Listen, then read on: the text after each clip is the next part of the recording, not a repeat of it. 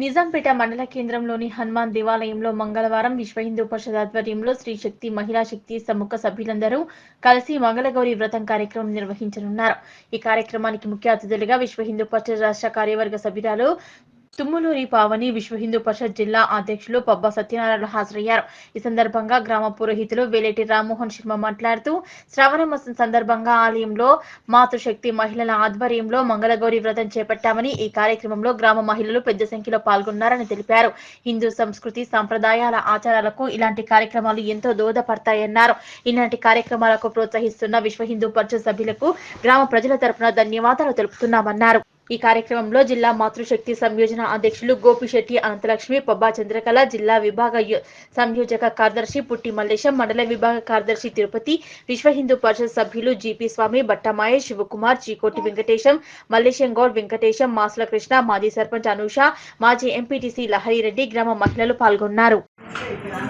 మెదక్ జిల్లా నిజాంపేట మండల కేంద్రంలో విశ్వ హిందూ పరిషత్ ఆధ్వర్యంలో శ్రీశక్తి మహిళా శక్తి సమూహ సభ్యులందరూ కూడా కలిసి స్థానిక ఆంజనేయ స్వామి దేవాలయంలో మంగళగౌరి వ్రత కార్యక్రమం అనేటువంటి పేరుతో మహిళలందరినీ కూడా ఈ యొక్క దేవాలయ సమూహంలో కూడేటట్టుగా చేసి శ్రావణ మాసం యొక్క పుణ్యఫలాన్ని మరియు దానితో పాటుగా ప్రతి ఒక్కరూ మన సంస్కృతి సాంప్రదాయాల పట్ల ఎలా ఉండాలి, ఒక ఇంట్లో ఒక స్త్రీ గనక ఆచారాలను పాటిస్తే ఆ కుటుంబం అంతా పాటిస్తుంది అనేటువంటి ఒక ముఖ్య ఉద్దేశంతో విశ్వ హిందూ పరిషత్ సభ్యులు ఈ యొక్క కార్యక్రమాన్ని ఏర్పాటు చేశారు.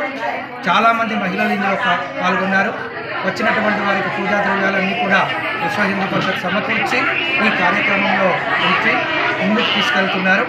ఈ విధంగానే సత్సంగ్ అనేటువంటి పేరుతో ప్రతి వారం కూడా గ్రామంలో ఉన్నటువంటి మహిళలందరూ కూడా కలవాలి అనే ఒక మంచి లోక కళ్యాణాని కోసం హిందూ జాగరణ కొరకు ఈ కార్యక్రమాన్ని చేపట్టాము. వారు ఇంత కృషి చేసినందుకు మా గ్రామవాసుల తరపున, నిజాంపేట మండల కేంద్రం తరపున, హిందూ బంధువుల తరపున వారికి ధన్యవాదాలు చేస్తున్నాం. ప్రతి ఒక్క గ్రామంలో ఈ కార్యక్రమాలు జరగాలని, ఈ యొక్క దేశ భక్తిని కలిగి ఉండాలని కోరుకుంటూ